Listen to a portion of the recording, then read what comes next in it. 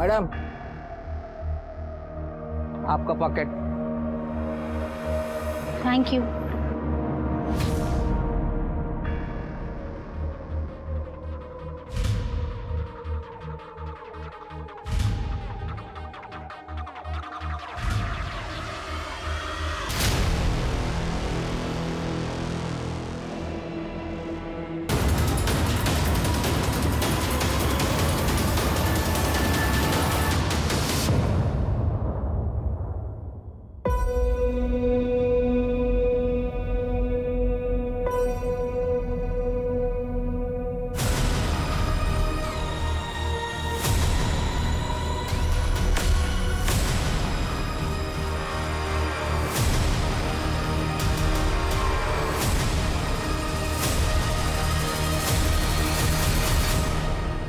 एक तरफ इंसान ने इतनी तरक्की कर ली है कि धरती को छोड़कर वो अंतरिक्ष में जीवन की संभावनाएं खोज रहा है, और दूसरी तरफ इसी धरती की आधी आबादी यानी औरतें आज भी अपने सम्मान और बराबरी के लिए लगातार संघर्ष कर रही हैं। औरतें सुरक्षित रहें, सड़कों पर बिना किसी डर के आजादी के साथ घूमती रहें। इसके लिए अलग अलग देशों की सरकारें लगातार औरतों की सुरक्षा से संबंधित कानून बना रही हैं, पुराने कानूनों को और बेहतर कर रही हैं। इससे फर्क भी पड़ा है, लेकिन कहा जाता है कि भेड़ों को ज्यादा डर भेड़िए से नहीं बल्कि भेड़ की खाल में छिपे भेड़िए से होता है। ऐसा ही होता है जब शोषक घर की चार दीवारी के अंदर औरतों के साथ उनका शुभचिंतक, उनका मसीहा बनकर रह रहा हो, और ऐसा होने पर कौन सा कानून है जो औरतों को सुरक्षा प्रदान कर सकता है?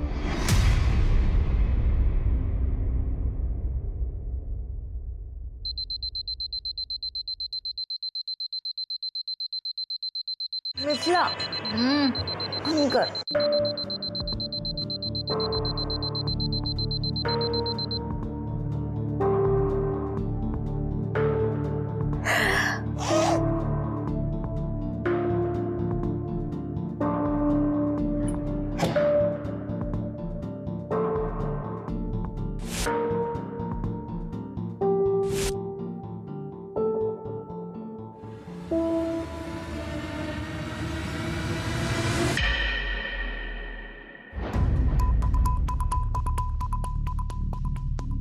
गाड़ी तूने फिर से टैप खुला छोड़ दिया था। यार ध्यान में नहीं रहा होगा मेरे। हाँ, पर पानी तो खत्म हो गया, टंकी खाली हो गई है, मुझे लेट हो रहा है। फिर से उस मकरंद के पास जाना पड़ेगा मोटर चलाने के लिए बोलने। मतलब प्लीज यार। टैप तूने खोल के छोड़ा है, अब तू चलेगी मेरे साथ। अरे मत कर ऐसे, मेरे को लेट हो रहा है, उठ। मतलब क्या कर रही है यार? मेरे को अकेले नहीं जाना है, चल।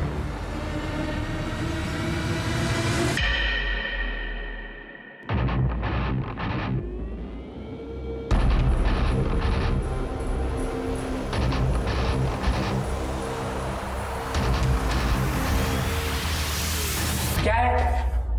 क्या काम है? अंकल, हमारे वॉशरूम का टैप खुला रह गया था तो पानी खत्म हो गया। आप प्लीज 5 मिनट के लिए मोटर चला दीजिए। नल तुम लोगों ने खुला छोड़ दिया और तुम्हारे लिए मैं मोटर ऑन कर दूं। शाम को जब मोटर ऑन करूंगा ना तब भर लेना पानी। जाओ यहाँ से। ओ अंकल, क्या शाम को? हाँ, हमें काम अभी है और आप कह रहे हो शाम को चलाओगे?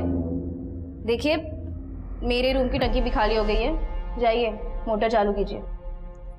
ठीक है 5 मिनट के लिए मोटर ऑन करूंगा, जिसको जितना पानी भरना है भर लो। वाह दीदी, आपने अंकल की कौन सी नस दबा रखी है कि आपको कुछ भी नहीं कहते, उल्टा आपकी सारी बात मान लेते हैं। अरे है एक सीक्रेट। जाओ तुम लोग जाके पहले पानी भरो, मैं वापस मोटर चालू नहीं करवाऊंगी।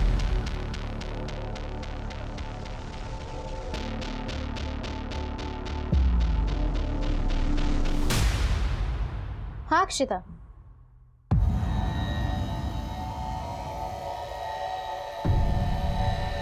कब हुआ? क्या हुआ दीदी? क्या हुआ? क्या? पापा को हार्ट अटैक आया। पापा नहीं।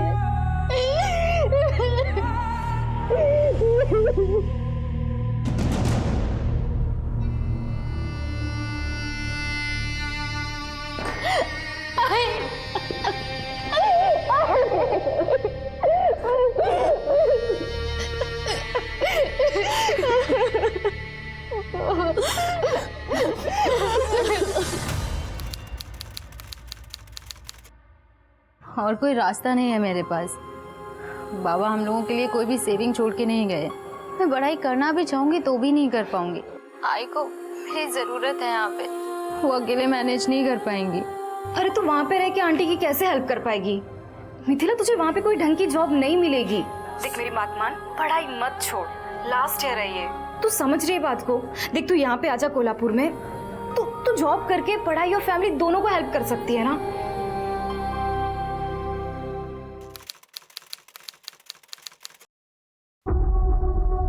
सुन मिथिला, तू ना टेंशन मत ले, मैं तुझे अपने एजेंट का नंबर देती हूँ, उसने मेरे लिए भी जॉब लगवाई थी, तेरे लिए भी कोई जॉब ढूंढ लेगा वो। हाँ ये देखो यहाँ पर हैं सब। दादा आप? पापा ने कॉल करके बताया नहीं कि आप आने वाले थे। अरे तुम्हारे पापा बता देते तो तुम्हारे दादा को तुम्हारी ये पंचायत कैसे पता चलती? हैं? देख लो, तुम्हारे पापा के पैसों से ये पढ़ाई चल रही है इनकी। घारकी के पापा के पैसे है ना, तो उससे वो पंचायत करे या पढ़ाई, आपको क्या करना है? अच्छा ये बताओ, तुम यहाँ पर रहने वाले हो या जाने वाले हो? नहीं, वो कमरा तुम्हारे लिए साफ करना पड़ेगा मुझे। नहीं अंकल, इसकी कोई ज़रूरत नहीं है, मैं कुछ देर में चला जाऊँगा। हाँ ठीक है।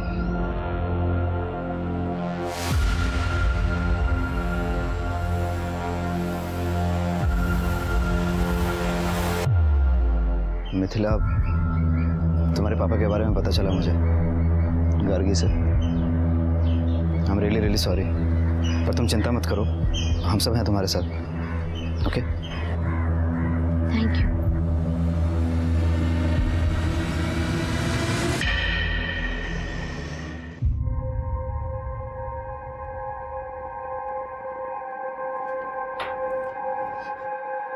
मिल गई जॉब?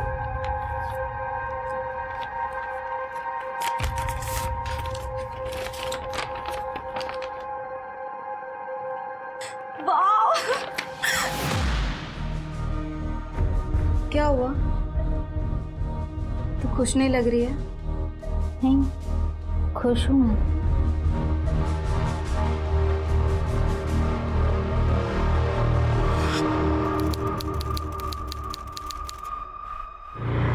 बस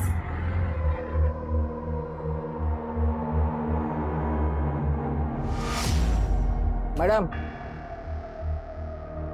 आपका pocket. Thank you.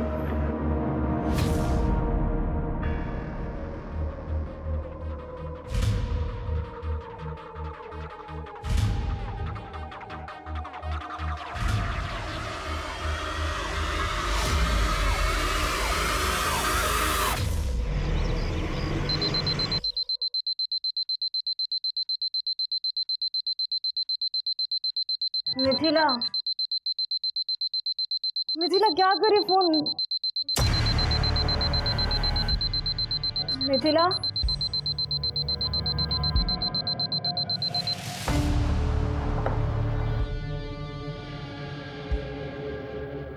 Mithila, Mithila,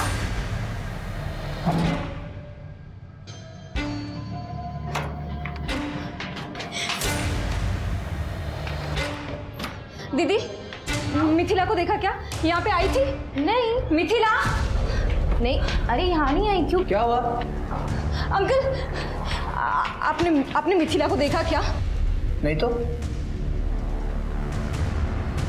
कहाँ गई मिथिला? मिथिला, मिथिला, मिथिला, मिथिला, मिथिला क्या?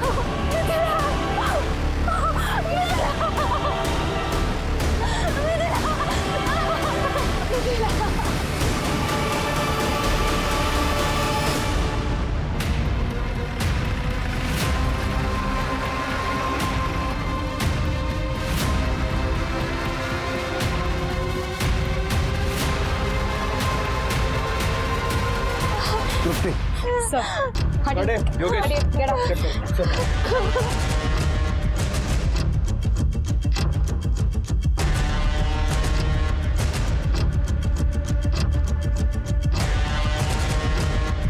बॉडी पे कलाई काटने के अलावा और कोई घाव नहीं है। शायद इस लड़की ने सुसाइड किया है।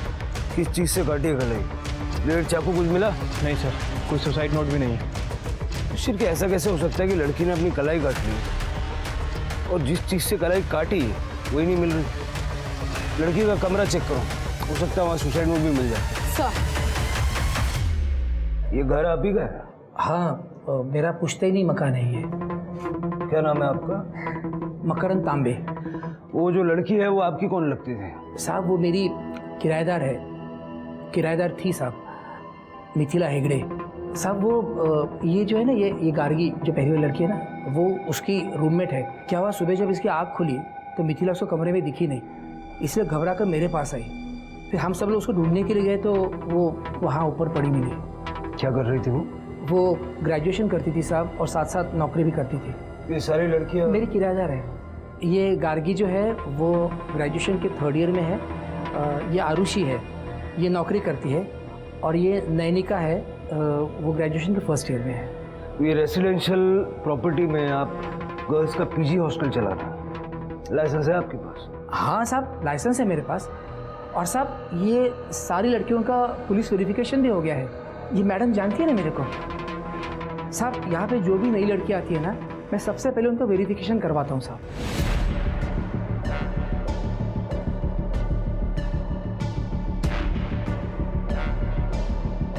सीसीटीवी नहीं है? नहीं है साहब, पर लगवा लूँगा, जल्दी लगवा लूँगा।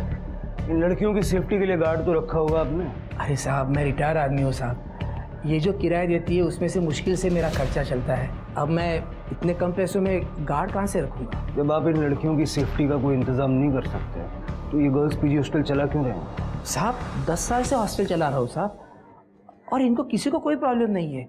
और इन लड़कियों के पास उनके अपने कमरे की चाबियाँ भी है। आपकी फैमिली का? मेरी बीवी की डेथ हो गई साहब, मेरे कोई बच्चे नहीं है, इसीलिए इतना बड़ा घर है तो मैं कमरे किराए पे देता हूँ।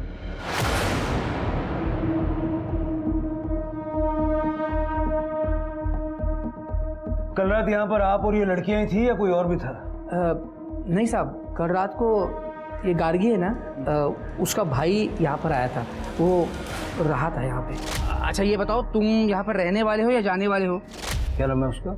शक्ति। तो ये लड़कियों के पीजी हॉस्टल में आपने लड़के को कैसे ठहरने दिया? एक्चुअली क्या है साहब, ये जो गार्गी है ना, इसके पिताजी बाबूराव, ये मेरे पुराने दोस्त हैं। तो शक्ति अपनी बहन से मिलने के लिए कभी कभी यहाँ आ जाता है। वैसे उसको कल लेट हो गया तो यहीं पे रुका था।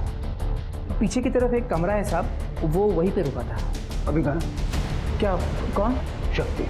सर वो सुबह चला गया, मुझे पता ही नहीं चला। पता कैसे नहीं चला? सर क्या है कि वो उस कमरे से ना बाहर जाने के लिए एक और रास्ता है, तो वहाँ से जाने के लिए फिर यहाँ से जाने की ज़रूरत नहीं पड़ती। हो सकता है वो उसी रास्ते से बाहर चला गया होगा और मुझे पता नहीं चला होगा।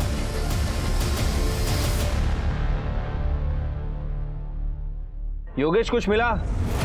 सर यहाँ पे कुछ नहीं है। चढ़ना ऊपर। Okay sir. चढ़ सकते हो? हाँ सर। आराम से आराम से।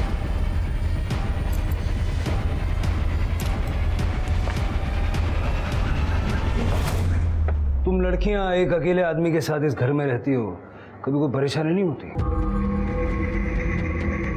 वो सर यहाँ रेंट बाकी सब जगह से कम है, और मकरंद अंकल ये साइड पे अपने रूम में रहते थे और हम लोग सब लोग उस साइड पे। हमारा किसी से लेना ना देना था, तो प्रॉब्लम कहाँ से होगी? मिथिला तुम्हारी रूममेट थी ना? कल रात को क्या हुआ था पूरा डिटेल में बताओ। सर कल मैं 12 बजे तक पढ़ रही थी, उसके बाद मैं सो गई। फिर मिथिला कब रूम से बाहर गई, क्या हुआ मुझे कुछ भी नहीं पता। मिथिला परेशान थी क्या? मतलब इतनी ज़्यादा परेशान कि वो सुसाइड कर ले? सर मिथिला के पापा की 2 महीने पहले डेथ हो गई थी, तब से वो बहुत परेशान थी। उसको पैसों को लेकर भी प्रॉब्लम हो रही थी। ऐसा कहा उसने तुमसे? जी सर। सर पर जब से उसकी जॉब लगी थी ना, मुझे ऐसे लगा ही नहीं कि उसको कोई प्रॉब्लम हो भी सकती है। वो टाइम पर घर पे पैसे भी भेजती थी और कॉलेज भी जाती थी। इनफैक्ट काफ़ी खुश थी वो, और एक बार तो उसने हमें पार्टी भी दी थी। नहीं दीदी, वो खुश रहने का सिर्फ दिखावा कर रही थी बाहर से। सर वो अंदर से बहुत परेशान थी। क्योंकि मैंने खुद कितनी बार मिथिला को रात को चुप चुप के से रोते हुए देखा है। मिथिला का किसी से कोई अफेयर वगैरह था क्या? नहीं सर, अगर ऐसा कुछ होता तो वो मुझे जरूर बताती।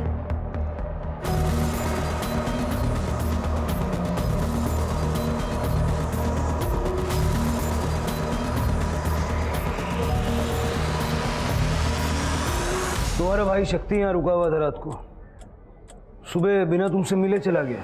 सर, शक्ति दादा ने मुझे रात को ही बता दिया था कि वो सुबह जल्दी चले जाएंगे। सर, गार्गी और मिथिला के रूम से कोई सुसाइड नोट तो नहीं मिला है, लेकिन ये फ़ोन मिला है। सर, ये फ़ोन तो मिथिला का ही है। फॉरेंसिक में भेज दो इसको। और सर, ये 2 लाख रुपए मिले हैं कबर्ड से। अभी थोड़ी देर पहले तुम बता रही थी कि उसके पिताजी का देहांत हो गया 2 महीने पहले और पैसों को लेके बहुत परेशान थी वो। अब अचानक से ये 2 लाख कहाँ से आ गए? सर, मुझे नहीं पता है, मिथिला ने कभी मुझे इन पैसों के बारे में नहीं बताया। अपने भाई को फ़ोन करके बुलाओ, बात करनी है उससे। जी सर।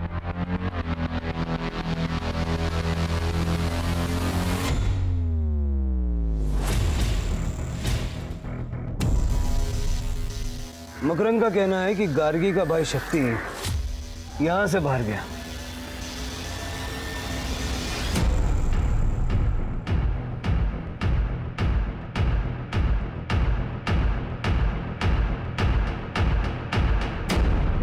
शिरके, कहीं ऐसा तो नहीं है कि मिथिला का मर्डर करके सीन को सुसाइड में कन्वर्ट किया है? क्योंकि अदरवाइज ब्लेड, चाकू जैसी कोई चीज़ तो हमें मिलती है जिससे उसने नस काटी। मुझे भी ऐसे ही लगता है सर। ये बाउंड्री देखिए ना, इस पे कोई भी आसानी से चढ़ के घर की छत पे चढ़ सकता है, और अगर कोई ऊपर से मदद करने वाला हो तो ये काम और भी आसान है। हो सकता है कि आने वाला मिथिला का बॉयफ्रेंड हो या इन तीनों लड़कियों में से किसी एक का बॉयफ्रेंड हो। मिथिला और इन तीनों लड़कियों के साथ साथ मकरंद का सीडीआर भी निकल गया। पता करो कि इन चारों लड़कियों में आपस में बनती कैसे थी। इस मकरंद के साथ कोई मसला था क्या, या मोहल्ले का कोई मनचला मिथिला पे नजर रखे हुए था, उसे परेशान करता था क्या? और तृप्ति, सबसे पहले मिथिला के ऑफिस जाके जो 2 लाख हमें मिले हैं, पता करो वो पैसा ऑफिस का तो नहीं है। सर, मैडम, ऑफिस के सारे पैसे की लेन देन मैं ही हैंडल करती हूँ। फिर मिथिला जैसी नई लड़की जो रिसेप्शनिस्ट हो, उसे मैं 2 लाख रुपए क्यों दूंगी? आप चाहो तो हमारा लेजर चेक कर सकते हो मैडम, इसमें एक एक पैसे का हिसाब लिखा है। मिथिला को कोई प्रॉब्लम थी ऑफिस में? कोई लव अफेयर? ऑफिस में तो ऐसा कुछ भी नहीं था। फिर वो बाहर जाकर अपनी लाइफ में क्या करती थी, इसमें कंपनी का क्या लेना देना? घर जाने की इतनी क्या जल्दी थी कि सुबह 6 बजे निकल गए? सर, मिथिला के सुसाइड से शक्ति का क्या लेना देना? इसे तो मैं ही भेजता था गार्गी से मिलने के लिए, वरना ये वहाँ क्यों जाता? कल भी मैंने ही भेजा था इसे। मैं बात कर रहा हूँ ना उससे। बैठ जाइए। मिथिला से बातचीत होती थी तुम्हारी? हाँ सर, ज़रूरत भर की बात होती थी। जरूरत भर की? कोई यारी दोस्ती, प्यार मोहब्बत? नहीं सर, गार्गी यहीं बैठी है, ऐसा कुछ नहीं था सर, आप उसे पूछ सकते हैं।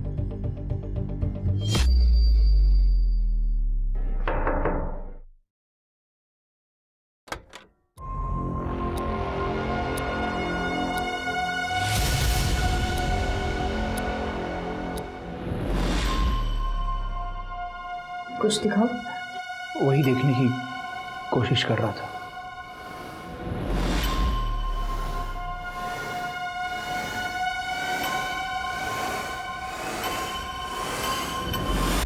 मिथिला 20,000 की सैलरी में जॉब कर रही थी, साथ साथ पढ़ाई कर रही थी और आपको भी पैसे भेज रही थी। उसकी जॉब लगे सिर्फ 2 महीने हुए थे, लेकिन उसके कबर्ड से हमें 2 लाख रुपया कैश मिला। उसके ऑफिस वाले ने दिए होंगे सर। उसके ऑफिस में हमने बात की, वो पैसा ऑफिस का नहीं है। ऐसा कौन हो सकता है जो मिथिला को इतना पैसा देगा? पता नहीं सर। मिथिला की जिंदगी में कोई लड़का? वो यहाँ कोल्हापुर में रहती थी, अगर उसके जिंदगी में कोई लड़का था भी तो हमें कैसे पता होगा? उसकी रूममेट है गार्गी। गार्गी से तो कोई परेशानी नहीं थी? नहीं सर, गार्गी तो उसकी बहन जैसी थी। हम तो जलगांव में रहते हैं, यहाँ कोल्हापुर में गार्गी उसकी फैमिली थी। ठीक है, अभी आप जा सकते हैं। अगर जरूरत पड़ेगी तो दोबारा आपसे संपर्क करेंगे। सांगली से लेकर कोल्हापुर तक कुछ भी हो, आपको हमेशा मेरी गलती दिखाई दी है पापा। तो बोलता क्यों नहीं? सुबह जब 6 बजे यहाँ से निकला था तू तो सांगली 12 बजे क्यों पहुंचा? सच बता शक्ति, तेरा उस लड़की के साथ कुछ चल रहा था क्या? बाबा अगर ऐसा कुछ भी होता दादा और मिथिला के बीच में तो मुझे तो पता ही होता ना। ठीक है, देखते हैं। सर, ये मिथिला के कॉल डिटेल्स मैंने चेक किए हैं। अफेयर जैसा तो कुछ दिख नहीं रहा है सर, लेकिन इस मिथिला ने 20 तारीख को ऑफिस से निकलने के बाद जनजीवन पार्टी के अध्यक्ष प्रभाकर शिंदे को फ़ोन किया था। और सर, उसके फ़ोन लोकेशन के हिसाब से वो अपने हॉस्टल नहीं गई थी, बल्कि डायरेक्ट प्रभाकर शिंदे के घर गई थी। मिथिला जैसी आम लड़की प्रभाकर शिंदे के साथ डायरेक्ट कांटेक्ट में है। मैं जानता था इस लड़की को, मिथिला। वही है कि एक जॉब एजेंट है, मनक लखेरा, इधर सिटी मार्केट में बैठता है। तो ये लड़की उसके पास गई थी जॉब मांगने। सर प्लीज सर, मुझे जॉब की बहुत ज़रूरत है। कोई भी काम कहीं पर भी हो मैं करने के लिए रेडी हूँ सर। देखो, तुम्हें सही बता रहा हूँ कि जॉब तो मार्केट में है नहीं, पर तुमको अगर जॉब की इतनी ज़्यादा ज़रूरत है तो ये काम कर सकती है। हाँ सर, बताइए, मैं करूँगी। तो उसने मेरे पास भेज दिया इस मिथिला को। उसको जॉब की ज़रूरत थी, मैंने ही जॉब लगवाया उसको। शिंदे जी, ये तो 2 महीने पुरानी बात हो गई। परसों वो क्यों आई थी? पापा ने जहाँ जॉब लगवाई थी उसकी वहाँ पैसे कम मिल रहे थे उसे, तो दूसरी जॉब ढूंढ रही थी, उसी बारे में बात करने आई थी। सर प्लीज़ मेरी जॉब चेंज करवा दीजिए आप प्लीज़ सर। आपने कुछ पैसे भी दिए थे मिथिला को? उसको ज़रूरत थी, बहुत प्रॉब्लम में थी लड़की, तो मैंने 5,000 रुपये दिया उसको खर्चे पाने के लिए। 5,000? आपने 2 लाख रुपए दिए थे। 2 लाख?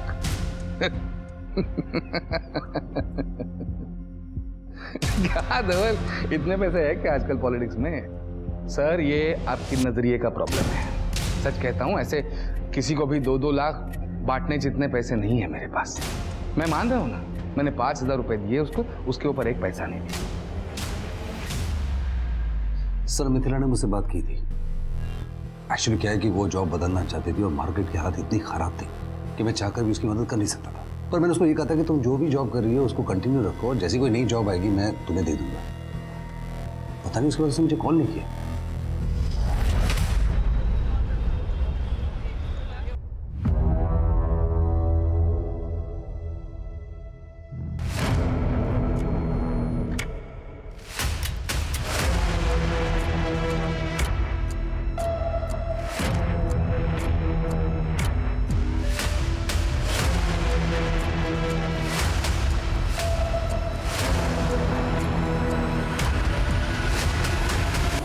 मिथिला अपनी औकात से बाहर आ रही थी और अब तुम अपनी औकात से बाहर आ रही हो। मैंने अभी अपनी औकात दिखाई नहीं है। अगर औकात दिखा दी तो बर्बाद हो जाओगे।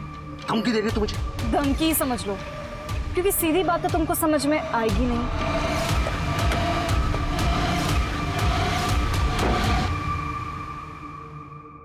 सर, मिथिला की पोस्टमार्टम रिपोर्ट आ गई है। सर, रिपोर्ट के हिसाब से मिथिला 2 मंथ प्रेग्नेंट थी, लेकिन उसने सुसाइड किया है या मर्डर ये कंफर्म नहीं हो पा रहा। ये तो केस ही उलझ गया सर के। डॉक्टर्स को बोलो कि मिथिला के बच्चे का विसरा प्रिजर्व करें, क्योंकि ये बच्चा उसके मर्डर या सुसाइड का कारण हो सकता है। और मिथिला की माँ से बात। मैडम, मैं आपको पहले ही बता चुकी हूँ कि मैं किसी लड़की के बारे में नहीं जानती, तो फिर मैं कैसे बताऊँ कि मिथिला किसके बच्चे की माँ बनने वाली थी? गार्गी कहाँ गई थी? पता नहीं मैडम, हमारी सो के उठने से पहले ही वो रूम से कहीं चली गई थी। हमें नहीं पता गार्गी कहाँ है, और इनफैक्ट मिथिला की प्रेगनेंसी की बात भी हमारे लिए बहुत ज़्यादा शॉकिंग थी। तृप्ति, ये गार्गी का फ़ोन तो बंद आ रहा है। मेरे उसकी फादर से बात हुई, वो सांगली में ही है, लेकिन उन्हें भी नहीं पता कि गार्गी कहाँ है। ठीक है सर, मैं उसका फ़ोन सर्वेलेंस पे डालती हूँ ट्रैकिंग के लिए। सर मैम, मुझे आप लोगों को कुछ बताना था। वो जिस दिन मिथिला की डेड बॉडी टेरेस पर मिली थी, गार्गी बहुत ज़्यादा ही परेशान थी। इतनी परेशान कि जैसे उसे पहले से ही पता हो कि मिथिला को कुछ हो गया है। कहना क्या चाहती हैं आप? सर, मैं बस इतना कहना चाहती हूँ कि मिथिला की डेथ के बाद से गार्गी बहुत ज़्यादा अजीब बिहेव कर रही है।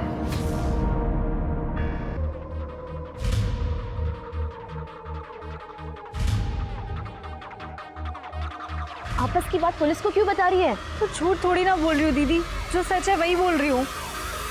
अपने अपने घरों से दूर रहकर पढ़ाई कर रही दो रूममेट्स मिथिला और गार्गी के जीवन में कुछ तो बेहद संदेहास्पद चल रहा था। मिथिला की सीक्रेट प्रेगनेंसी उसकी हत्या या आत्महत्या के कंफ्यूजन को और ज्यादा बढ़ावा दे रही थी, जिसके बारे में किसी को नहीं पता था। जिसे पता हो सकता था वो थी गार्गी, और गार्गी अचानक गायब हो गई थी।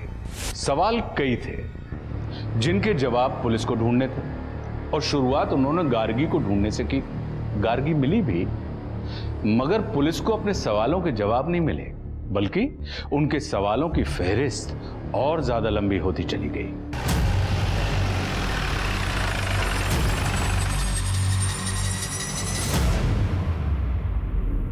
सर, यहाँ 1 महीने पहले टेक्निकल रीजंस की वजह से कंस्ट्रक्शन का काम बंद हो गया था, लेकिन आज जब लेबर्स फिर से काम शुरू करने आए तो उन्हें खुदाई में ये डेड बॉडी मिली और लेबरर्स ने हमें इन्फॉर्म किया है। गार्गी की बॉडी है सर। पहले मिथिला और अब आपकी बेटी गार्गी, दोनों का इस तरह से मारा जाना इत्तेफाक तो नहीं हो सकता। पॉसिबल है कि गार्गी को मिथिला के बारे में या उसकी मौत के बारे में कुछ ऐसा पता था जो मिथिला का किलर नहीं चाहता था कि गार्गी सबको बताए, और इसीलिए उसने गार्गी को मार दिया। सर, आखिर गार्गी मिथिला के बारे में ऐसा क्या जानती होगी? शायद मिथिला के होने वाले बच्चे के पिता का नाम। क्या मिथिला प्रेग्नेंट थी? 2 महीने से। क्यों, तुम्हें कॉन्फिडेंस था कि मिथिला कभी प्रेग्नेंट नहीं होगी? सर, ऐसा कुछ नहीं है सर, अब मुझ में फालतू में शक कर रहे हैं। अगर फालतू में शक कर रहे हैं तो डीएनए टेस्ट कराने में कोई प्रॉब्लम तो नहीं होगा तुम्हें?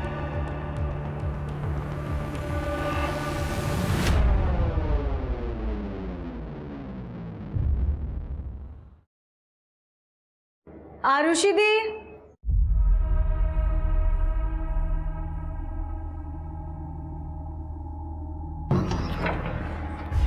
दीदी आप यहाँ पे क्या कर रहे हो? वो मैं रेंट देने आई थी। पर आप तो ऑनलाइन पे करते हो ना? हाँ, पर मेरा अकाउंट लॉक हो गया ना, तो सोचा कैश दे दूँ।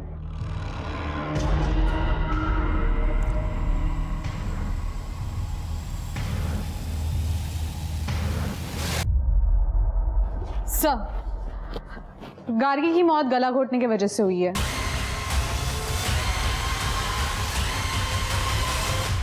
चौबीस से 25 जनवरी की रात 2 से 5 बजे के बीच, जिस रात गार्गी हॉस्टल से गायब हुई थी। सर, मैंने गार्गी के फ़ोन लोकेशन और कॉल डिटेल्स चेक की है। एक इम्पॉर्टेंट बात सामने आई है सर। इनके हिसाब से गार्गी भी प्रभाकर शिंदे के यहाँ गई थी 25 तारीख को रात में 1 बजे।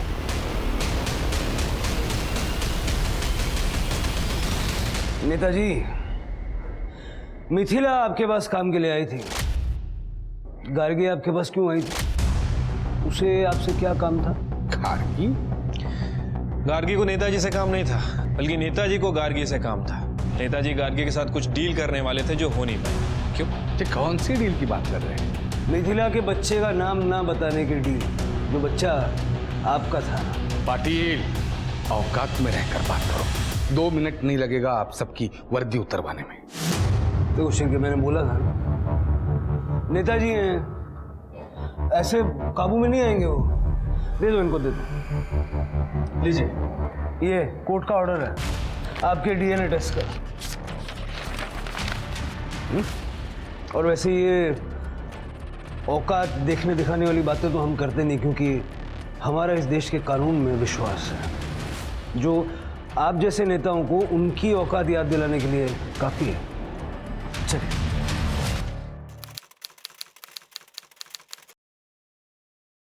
सर, मिथिला के बच्चे का डीएनए शक्ति से मैच नहीं कर रहा है, लेकिन प्रभाकर शिंदे से 50% मैच कर रहा है। प्रभाकर शिंदे का ब्लड रिलेटिव, यानी उसका बेटा धवल शिंदे। सर, मेरा कोई अफेयर नहीं था मिथिला के साथ। मैंने तो उसे पापा के साथ देख लिया था, सोते हुए। नशे में था सर मैं। इतनी खूबसूरत लड़की को देख के दिमाग खराब हो गया था मेरा। और उसके बाद जब वो घर से निकली तो पीछा किया उसका मैंने। जिस व्यक्ति के साथ तो सोती है ना, बाप है वो मेरा बाप के साथ सो सकती है। सर, उसके बाद इस लड़की से मैं मिला तक नहीं।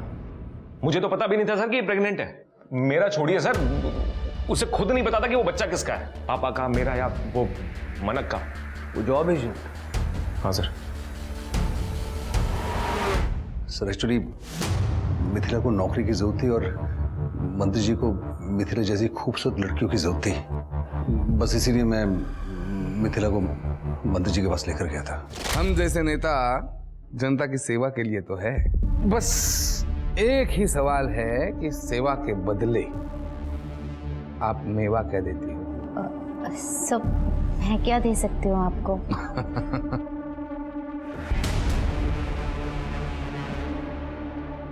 खुद की तरफ देख के देखो क्या दे सकती हो। एक बार हाँ बोलकर तो देखो, दुनिया कदमों में लाके रख दूंगा। दुनिया। हाँ अरे मिथिला अच्छी लड़की, लेकिन सर उसको पैसों की जरूरत थी। इसी वो दिन भाग जरूर गई, लेकिन 2 दिन के बाद फिर मेरे ऑफिस में वो आई थी। सर प्लीज मुझे एक बार मंत्री जी से मिलवा दीजिए। अब मैं इस बार नहीं भागूंगी सर। सर मुझे जॉब की बहुत जरूरत है। तुम भागोगी या नहीं भागोगी ये तो अब मुझे टेस्ट करना पड़ेगा।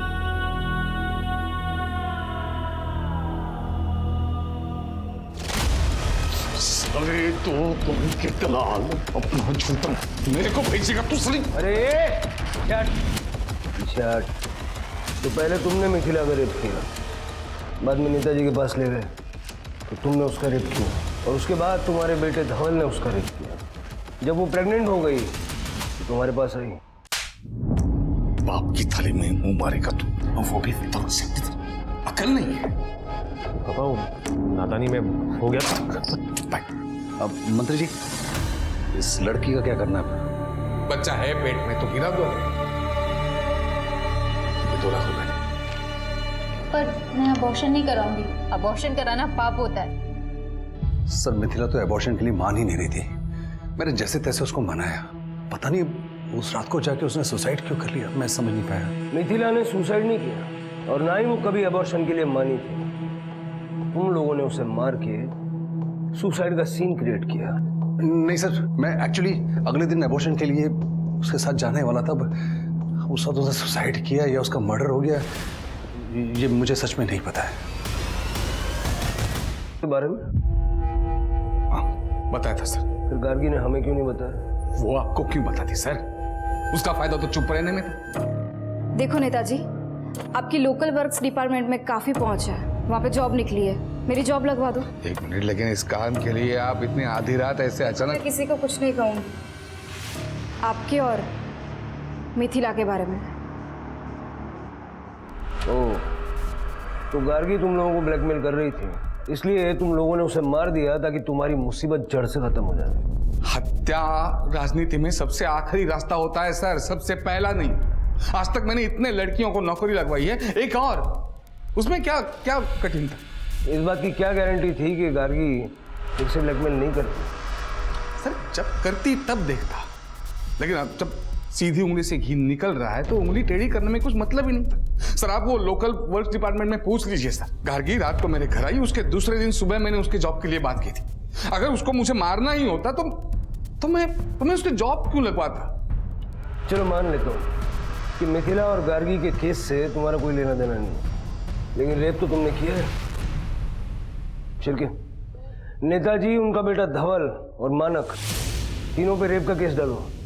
और तृप्ति, उन सभी लड़कियों से बात करो जिनकी नौकरी नेताजी और मानक ने मिलकर लगवाई है। आई एम श्योर उनमें कई लड़कियां ऐसी होंगी जिनका इन्होंने शोषण किया।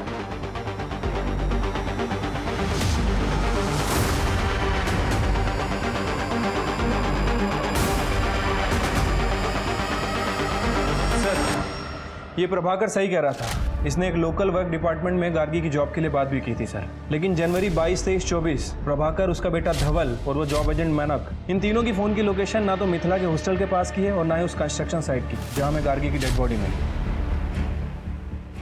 इन दोनों केसेस को फिर से खंगालो शिल्के। हो सकता है किसी ने इस बात का फायदा उठा के गार्गी और मिथिला का मर्डर किया है कि ये दोनों इन चक्करों में उलझी हुई हैं और पुलिस दूसरी बातों पर ध्यान नहीं देगी। ठीक है सर। सर मैं तो 6 महीने से ज़्यादा नहीं रह पाई मकरंद अंकल के पीजी में। वो लड़कियों को ना ऐसे घूरते थे जैसे खा ही जाएंगे। वहाँ तो सिर्फ आरुषि ही रह सकती थी और वो अभी भी वहीं रह रही है। आरुषि? Yes madam. वैसे तो मकरंद अंकल सब लड़कियों पर बहुत हावी रहते थे, लेकिन आरुषि को वो कुछ बोल ही नहीं पाते थे। लगता है डरते थे वो उससे। सर ये मकरंद कैरेक्टर का ढीला आदमी है। इस रीज़न के वजह से मकरंद के पीजी में कोई लड़कियां ज़्यादा दिन तक रुक नहीं पाती थी। लेकिन सर ये आरुषि पिछले 3 साल से मकरंद के पीजी में रह रही है। और सर मकरंद के पीजी में जितनी भी लड़कियां हैं सभी का कहना है कि मकरंद आरुषि से डरता है। और मैंने मकरंद के बैंक स्टेटमेंट भी चेक किया है सर। सभी लड़कियों ने पीजी का रेगुलर रेंट उस पर ट्रांसफ़र किया है, लेकिन आरुषि का कोई भी रिकॉर्ड नहीं है। मतलब ये आरुषि रेंट नहीं दे रही? सर सिर्फ आरुषि ही नहीं, आरुषि की रूममेट नैनिका जो मकरंद के पीजी में 4 महीने पहले शिफ्ट हुई है, उसने भी सिर्फ मकरंद को 1 महीने का रेंट दिया है। उसके बाद उसने भी मकरंद को रेंट देना बंद कर दिया है। सर आरुषि दी ने बोला था कि मैं उन्हें अपना रेंट दे दिया करूँ, तो फिर अपना रेंट मिलाकर मकरंद अंकल को पे कर दिया करेंगी। तो मैं वही करती थी, मैं हर महीने अपने हिस्से का रेंट आरुषि दी को दे दिया करती थी। नैनिका तुम्हें पता है आरुषि ने पिछले 3 साल से रेंट का 1 रुपया भी नहीं दिया है। इनफैक्ट वो तुम्हारे पैसे भी अपने पास रख रही थी। नहीं सर, मैं अपना और नैनिका का रेंट मकरंद अंकल को कैश में देती थी। अगर रेंट कैश में देती थी तो मकरंद कोई रिसीट वगैरह देता होगा ना, दिखा दो। सर इतने दिन से हम वहाँ रह रहे थे, इतना भरोसा तो था अंकल पे। कितना रेंट है तुम्हारा? 6000। तो ये 6000 तुम घर पे तो छापती नहीं होगी ना, बैंक से विड्रॉ करती होगी।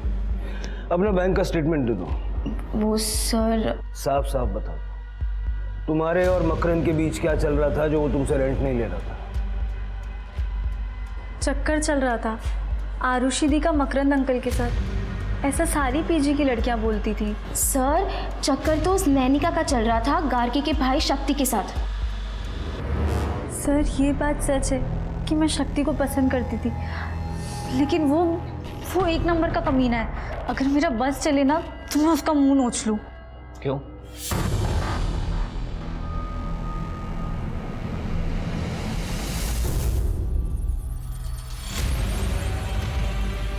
नानिका, नानिका क्या कर रही हो ये? अरे क्या हुआ? उठो यहाँ से, बाहर निकलो। अरे निकलो यहाँ से। शक्ति क्या है? जाओ यहाँ से। शक्ति क्यों ऐसे हरकत कर रहे हो? दादा क्या हुआ?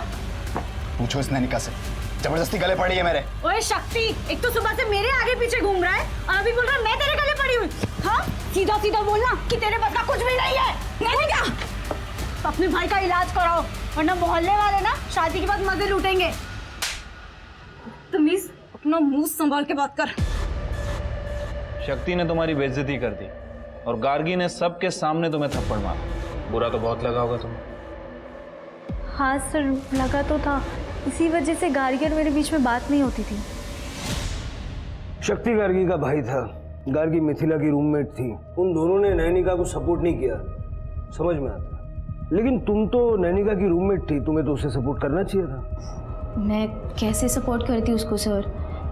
मैं जानती थी कि नैनिका खुद अपने आप को फोर्स करती थी शक्ति पर। मैंने खुद देखा है सर। खुद देखा मतलब? दरअसल वो पीजी हॉस्टल सिर्फ हॉस्टल नहीं है, मकरंद अंकल का फिल्म स्टूडियो है।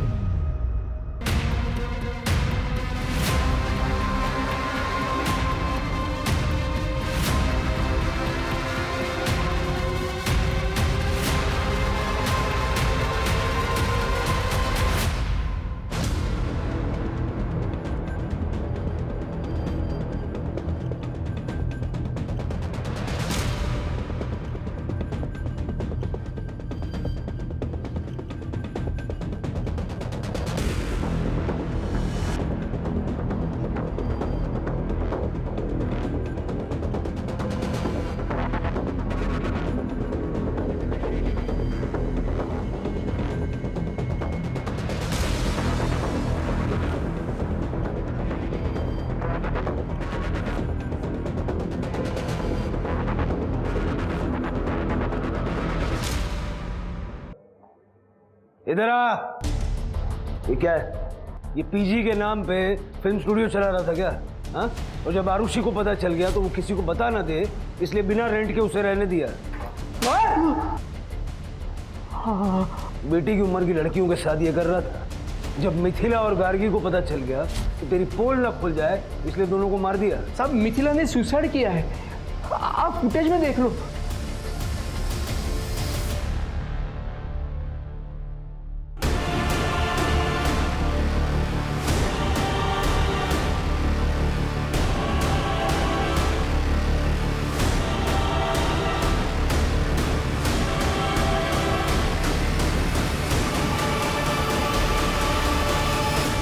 साहब सुबह जब मैंने ये फुटेज देखा तो दौड़कर मैं टेरेस पर गया साहब।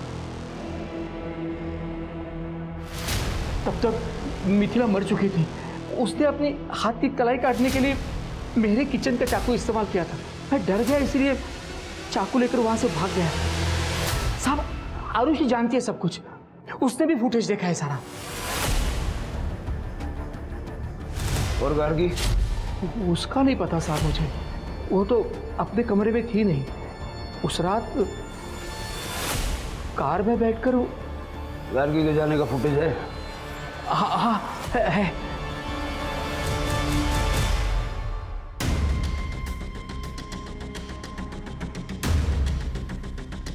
साहब मैंने कुछ नहीं किया, मैंने सब पता करवाओ ये गाड़ी किसकी है।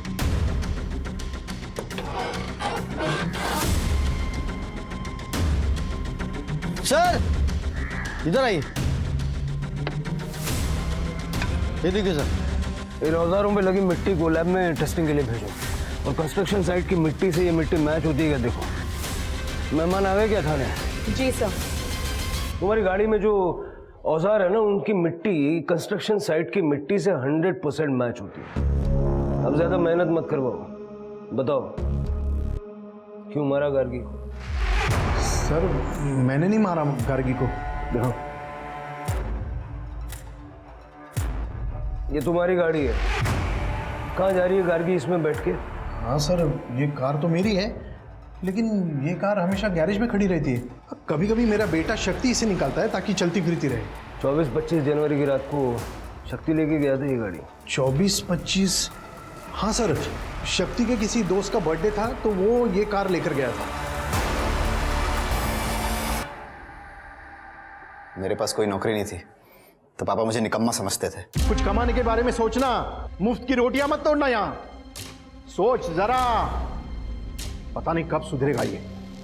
गार्गी का चौकीदार बना के रखा था मुझे, जब देखो तब उसको देखने के लिए भेज देते थे। यहाँ तक कि सारा पैसा उसकी पढ़ाई पे खर्च कर देते थे। मैं समझ गया था कि गार्गी के रहते हुए मुझे पापा से एक भी ढेला मिलने वाला नहीं है। गार्गी को रास्ते से हटाना बहुत जरूरी था। सबसे पहले मैंने गार्गी की लाश को डंप करने की जगह ढूंढी, फिर उसे बुरा दिखाने के लिए मैंने गार्गी और नैनिका में झगड़ा करवाया। अपने भाई का इलाज कराओ, वरना मोहल्ले वाले ना शादी के बाद मजे लूटेंगे। तमीज अपना मुंह संभाल के बात कर।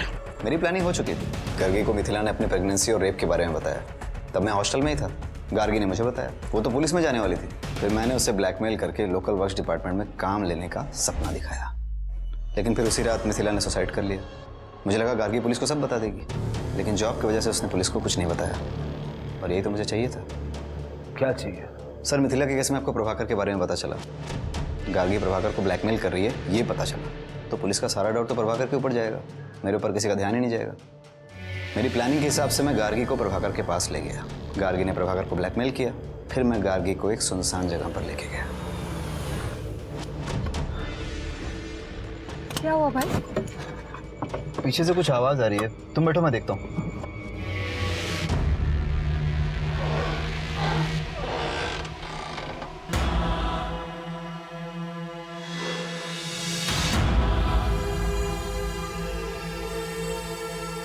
गार्गी की लाश को गाड़ी में डाल के कंस्ट्रक्शन साइट पर डंप कर दिया। भगवान तेरे जैसा भाई किसी बहन को ना दे। माना मिथिला की जिंदगी में मुसीबतें थी और उसने शॉर्टकट अपनाकर गलती भी कर दी, मगर जब उसे अपनी गलती का एहसास हुआ तब वो अपनी गलती सुधारकर नई शुरुआत कर सकती थी। लेकिन उसने ऐसा नहीं किया, बल्कि उसने आत्महत्या का रास्ता चुना। और आत्महत्या तो कोई रास्ता ही नहीं है, ये तो रास्ते का अंत है। ये बात मिथिला को समझ में नहीं आई। अब शक्ति के बारे में क्या कहें? शक्ति खुद काबिल नहीं था, इसलिए अपनी बहन गार्गी की काबिलियत उसकी आंखों में खटकती थी। शक्ति ने अपनी कमियों को दूर करने की जगह अपनी कमियों का ठीकरा गार्गी के सर पे फोड़ दिया और उसकी हत्या कर दी, जिसका नतीजा आप लोगों के सामने है। अब मैं आशुतोष राणा विदा लेता हूं आपसे। हम फिर मिलेंगे एक ऐसी कहानी के साथ जो आपको रखेगी सतर्क और जिंदगी को सुरक्षित। तब तक अपना और अपने परिवार का ख्याल रखिए और देखते रहिए क्राइम पेट्रोल सतर्क। जय हिंद।